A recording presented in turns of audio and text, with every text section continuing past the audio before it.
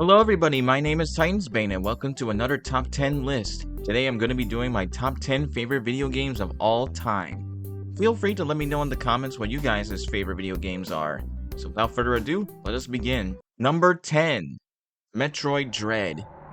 So, Metroid Dread came out during a time when I was just starting to get more and more into Metroidvania style games. I had played other Metroid games before, such as Metroid Prime 3 Corruption and Super Metroid, so I was interested and excited to try out Metroid Dread.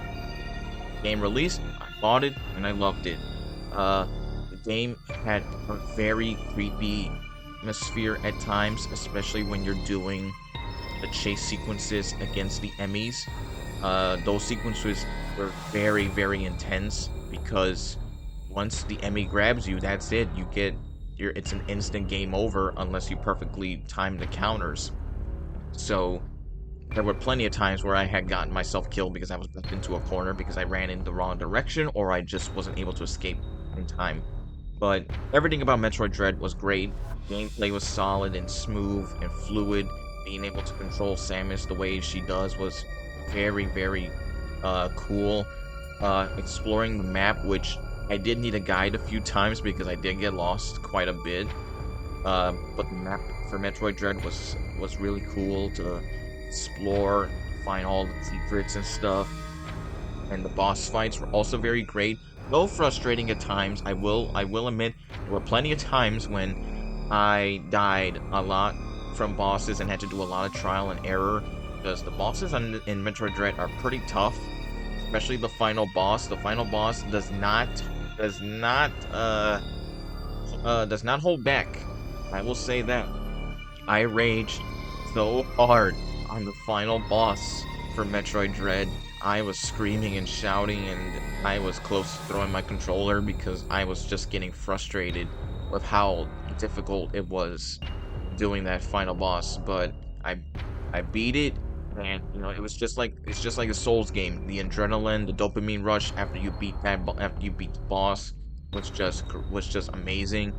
And definitely Metroid Dread was a very solid game, and I am very excited for Metroid Prime 4 when that comes out, and I'm hoping also for another 2D style Metroid game in the future as well after Prime 4. Number 9, Momodora Riviera Under the Moonlight. So if you've seen part 1 of my Momodora Moonlit Farewell playthrough, you'll know that Riviera Under the Moonlight is the game that got me into Metroidvania style games. At the time, I was not interested in that style of game, didn't really care for it, was just not interested. But one day I had seen Riviera Under the Moonlight on sale on the Xbox store. Cover art looked interesting, so I thought I'll check it out. And I played it, and I fell in love with it. I loved the pixel art style, the setting of the game, as well as the atmosphere. It's very dark and very creepy in a lot of the areas that you can explore. The gameplay was great. Map was not as confusing as Metroid Dread. I didn't have much trouble exploring or needed a guide. So it was much more easier to understand and follow paths and all that and figure out where to go. But Riviera Under the Moonlight definitely gave me a whole new love and appreciation for the Metroidvania genre. And I've played quite a few since then. I've played Bloodstained Ritual of the Night. I love that game a lot. That one's also another solid game, but Momodora Riviera Under the Moonlight definitely is very near and dear to me because it's the game that got me into this genre, and I feel like if Moonlit Farewell is just as good, it might even end up replacing Riviera Under the Moonlight as my favorite. But for now, Riviera Under the Moonlight, definitely one of my favorites. Number 8, Life is Strange. Now, Life is Strange is interesting because at the time, I actually wasn't that into or interested in playing it. At the time, I had downloaded the demo on PS3, but for some reason, it just didn't click with me. I had played plenty of episodic games before, like Telltale games, The Walking Dead, Wolf Among Us, etc. But something at the time about Life is Strange didn't click with me. I didn't really get it. And then years and years later, after all the episodes were released, bought the game, decided to try it out, played through it, and then it finally hit me. Finally, I understood why the game was so beloved. I loved everything about Life is Strange. The characters were great. Max, Chloe, Nathan, Kate, even asshole characters like Nathan and Victoria. Like every single character that you meet in Life is Strange was very well written. It had lots of personality. I loved trying to unravel the story, the mystery that you're going through in Life is Strange. It had me on the edge of my seat from episode to episode, and especially the last two episodes. The last two episodes really, really go intense in their final moments, and I just had a grand time. In the final episode especially, I cried so much in that final episode for Life is Strange. But definitely I really am glad that I gave it another shot. I have played the other games. I've played Forward Storm. I love that game too. Not as much as the first one, but it was definitely still a good game. Did not really care for Life is Strange 2. I could not get into it, no matter how hard I tried. I just didn't like it as much. So it's my least favorite of the games. Life is Strange True Colors, definitely I had a hard time picking between that or Life is Strange 1 on this list, because True Colors is almost just as good as Life is Strange 1 in my opinion, but I think Life is Strange 1 had the better characters, and that kind of edged it out a bit more for me. And I am also very excited for the new game coming out, Double Exposure, which brings back Max, so I'm hoping that one will be just as good. So yeah, Life is Strange, great game. Number 7, Fallout New Vegas. So, New Vegas is, in my opinion, definitely my favorite Fallout. It's definitely the best Fallout, in my personal opinion. I love Fallout 3, I love Fallout 4. I also enjoy Fallout 76 a lot. I've played Fallout 1 and 2 and Tactics. Couldn't really get into them that much, even though I do love CRPGs. Just with those early Fallout games, I just really couldn't get into very much. But Fallout New Vegas is definitely what I think of when I think Fallout. It's got amazing writing. The stories were amazing. The dialogue is written so well.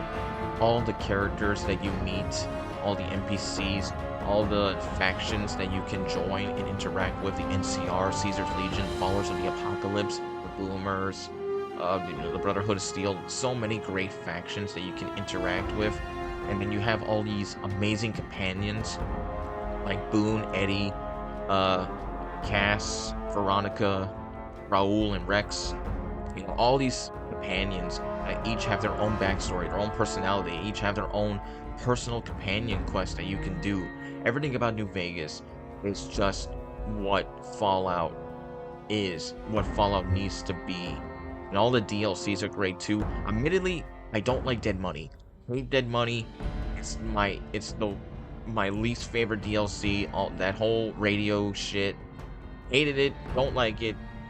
The other DLCs I like way better. Honest Hearts, Old World Blues, Lonesome Road. Old World Blues is definitely my favorite DLC out of all of them.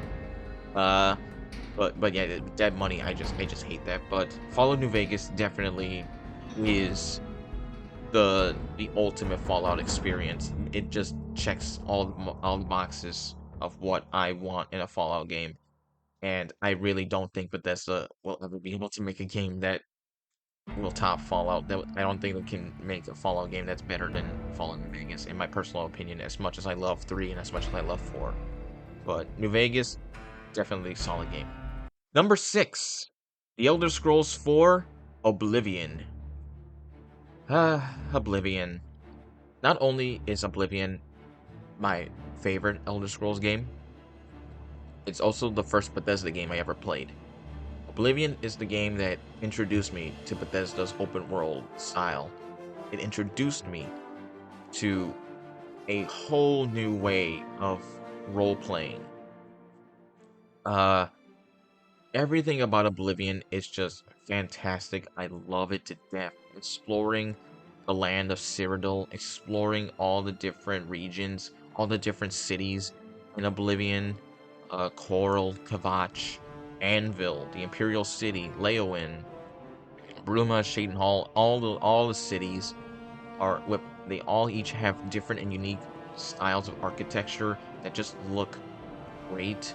All the different dungeons you can explore, all the different NPCs that you can meet and interact with, and all the side quests, and then you have, you know, the factions. You know, you have your guilds, the Fighters Guild, the Mages Guild, the Arena, which still to this day I think the Arena is the most underrated quest line in Oblivion. I really wish it had gotten more attention. I really wish Bethesda had brought the arena back for Skyrim because it was originally meant to be in Skyrim, but they cut it, which was disappointing. And I hope Elder Scrolls 6 brings back the arena because I really enjoy the arena. I love doing that.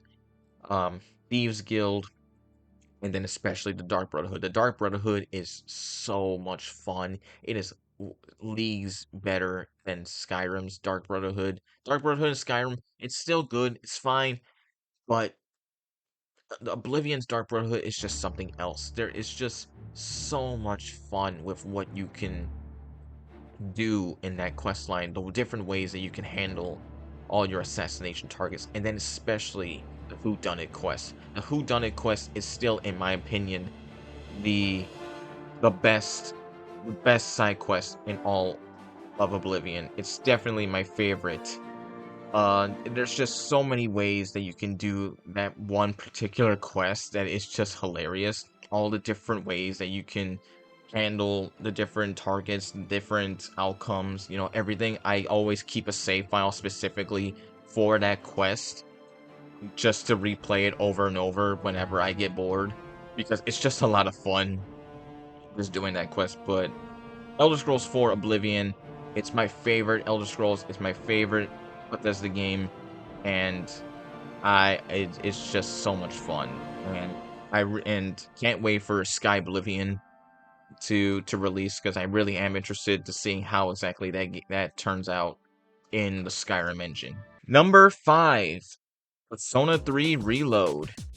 Now, this one I had a bit trouble in trying to figure out how and what to put for this because Persona 3, see, I love Persona 3, I love Persona 4, I love Persona 5, or, you know, I should be more specific, Persona 3 Reload, Persona 4 Gold, and Persona 5 Royal. I love all three of those games to death.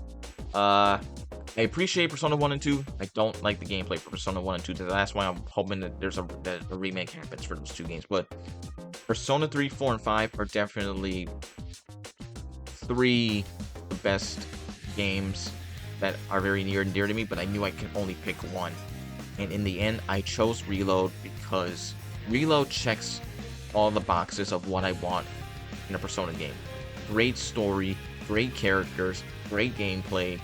The fact that all the social links in Reload are voiced, which is a godsend because, admittedly, as much as I liked reading the social links in 4 or 5, being able to hear voices for the social links was just a great addition for having fully voiced social links. And then you had the episode links for your male party members because in the original release of Persona 3, you didn't have social links with your male party members like Junpei, Akihiko, and Ken. So having episode links that give those characters more time to shine, more screen time was really great. Just in being able to hang out with them and interact with them. And everything about Reload is just great, and I can't wait for episode Aegis to come out because I know that's gonna have me spend even more hours on that game. I've already got 133 hours in Reload and beating it I beat Reload 3 times, so I'm expecting episode Aegis to increase that playtime even more. But Persona 3 Reload, it's just a solid game, and as always, the music is fantastic. Every Persona game always has great music. So yeah, so Persona 3 Reload, definitely my favorite Persona game as of right now. Let's hope that maybe Persona 6 can be even better. Number 4, Kingdom Hearts 2. So, what can be said about Kingdom Hearts 2 that hasn't already been said, honestly? Because, like, Kingdom Hearts 2 as a kid just held a very special place in my heart. I spent so many hours playing Kingdom Hearts 2. I love Kingdom Hearts 1, but Kingdom Hearts 2 was just the next level, in my opinion. And I've played almost every other Kingdom Hearts game since. The only Kingdom Hearts games I haven't played are Dream Drop Distance and the rhythm game, Melodies and Memories, I think it's called. I haven't touched those yet. I want to get around to those, but every other Kingdom Hearts game I played, I love, but none of them, in my opinion, can compare to Kingdom Hearts 2. Everything about Kingdom Hearts 2 was just perfect. The story was perfect. The characters are great. Uh, I still think one of my favorite parts in Kingdom Hearts 2 is the prologue with Roxas, because a lot of people like to speed past that part. I personally enjoyed the prologue. Roxas is definitely my favorite uh character for Kingdom Hearts. I like him more than Sora. I really wish Roxas was the main character instead of Sora, because I just enjoy him more. He's my favorite he's my favorite male character in the series. Xion and Olette are tied as my favorite female character in the franchise, even though I think Olette is severely underrated because she barely gets that much screen time in Kingdom Hearts 2, and even less so in Kingdom Hearts 3, which is bullshit because she's a fun character and I really wish they would do more with her. But I digress. But Kingdom Hearts 2, a lot of fun, just grinding levels, getting all these synthesis items to get the ultimate weapon, fighting Sephiroth, the epic 1000 Heartless fight. Still one of the most iconic moments in Kingdom Hearts 2, and then the boss fights, especially against Xemnas with Riku, and if you know that moment with the lasers, that shit was crazy. So yeah, Kingdom Hearts 2, my opinion, best Kingdom Hearts game, and I really enjoyed everything about it. Number 3, Blue Reflection Second Light. Now this game, I love, love, love, love to death. I love Blue Reflection Second Light. I had played a bit of Blue Reflection 1. I never got around to beating it. I think I played like a few hours, but I can never really fully get into it. And I do eventually want to finish that. I do want to start over and beat Blue Reflection 1. But I had always appreciated and always wanted to see more of that game. So when the sequel was announced, I thought, okay, this is unexpected, but this is great. I did enjoy what I played in the first game, even though I didn't beat it. So I really want to see what this sequel improved. And admittedly, I did have the same problem as Blue Reflection 1. I played it for a bit. It didn't click with me at the time. So I put it down, and then I just kind of I just shelved it for like a year or two. But then I decided, I'm gonna come back to this. I'm gonna start over, and I'm gonna actually finish it. And I am so happy that I did, because Blue Reflection Second Light is just amazing. Everything about this game is amazing, and I hate that it gets so little attention, because the developers of Blue Reflection are the same people that do the Atelier games, Gust, and I just wish that Blue Reflection got the same attention that Atelier did. This is such an underrated franchise. Like it really pains me, because Second Light is such an amazing game, and I'm pretty sure that if I do finish Blue Reflection 1, I will love it just as much as Second Light, because the characters are written so well, so fantastically. The main character Ao is so fun to learn to see her interact with all the other characters. She's such a fun character The gameplay is great. Both Blue Reflection games have amazing music. Like the OST is just fantastic. The storyline was great. I cried so much at the ending of Second Light. I was really sad and depressed after beating it. I was I was broken.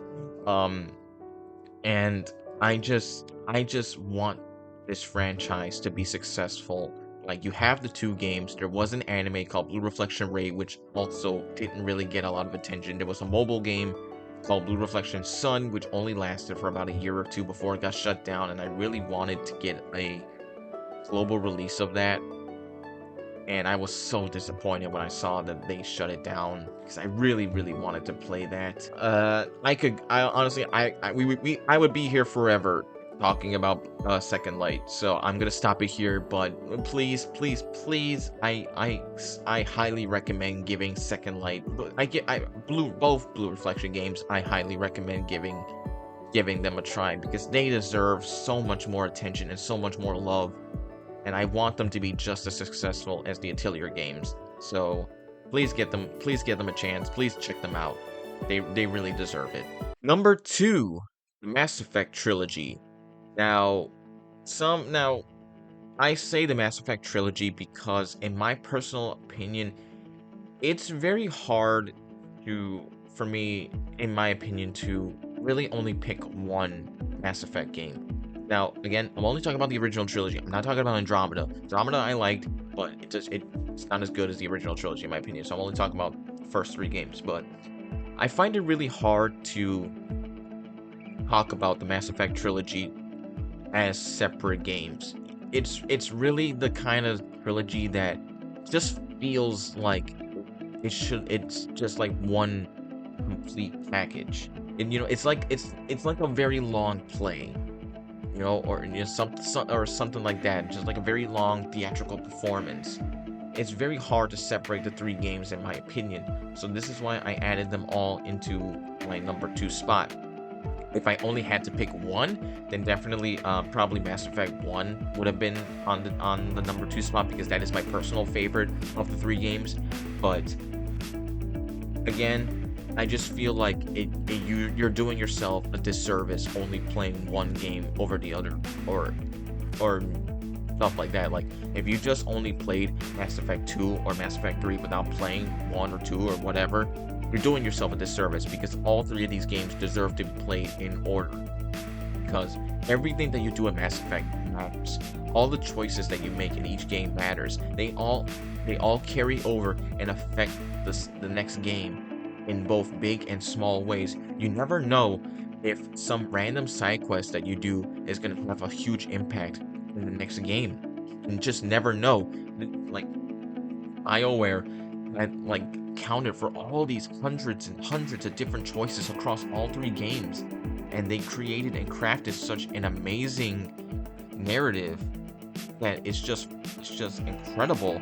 Like, all these different characters and aliens that you get to interact with, like Tali, Garrus, Rex, Liara. Just so many characters that you just fall in love with. So many characters that you care about.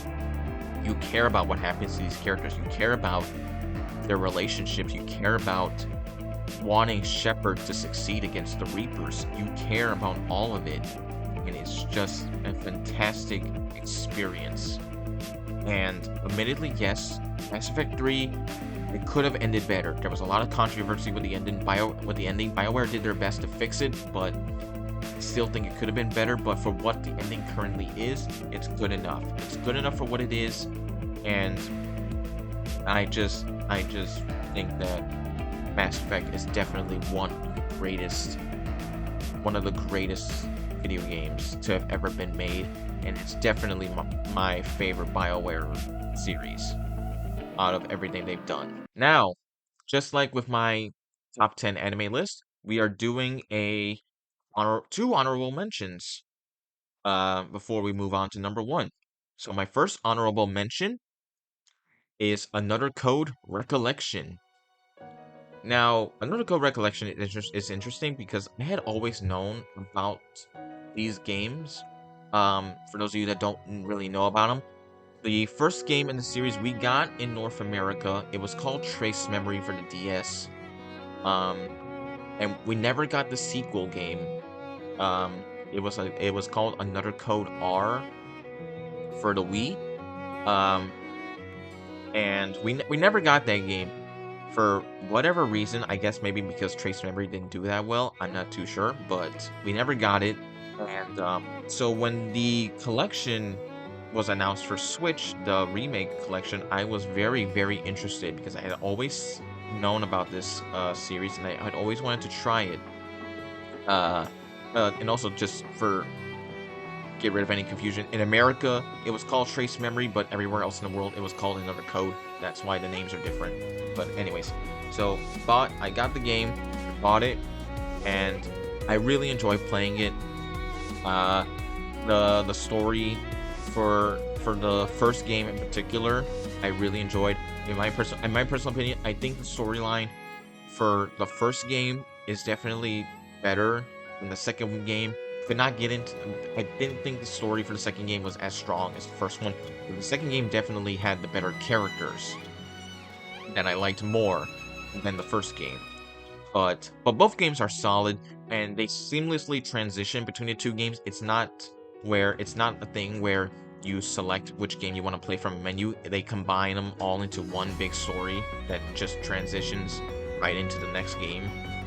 And the puzzles are really fun. They're not too hard. They're not something that you're gonna be struggling. Well, there was one puzzle that I did kind of struggle with, but I ended up figuring it out eventually. But otherwise, puzzles are not that hard to figure out. They're very simple, very easy, but still fun and still a little challenging.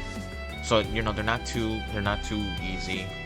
But it's definitely a fun experience, and I do think it's still kind of underrated. I do think it deserves a bit more attention. I still highly recommend giving those games a shot. Now for my second honorable mention is Vampire the Masquerade Bloodlines. So Vampire the Masquerade Bloodlines is, in my opinion, the best vampire game ever made. I think the only thing that comes close to this is the Legacy of Kain games, but in terms of pure RPG, Vampire the Masquerade Bloodlines is just such a great game, not only as both an RPG, but as a vampire game, because I just feel like no other game makes you feel more like a vampire than Bloodlines. Everything about Bloodlines is really, really done well in terms of its story and dialogue. The dialogue in Vampire the Masquerade Bloodlines is very, very good. Now, admittedly, it's highly recommended that you play this game with the unofficial patch. If you try to play this game without the patch, you're gonna have a very, very rough time, because this game launched in a very, very broken and buggy state that was never really fixed by the official developers, so fans had to do it for them. And even with the unofficial patch, there's still a lot of problems because there's only so much you can do.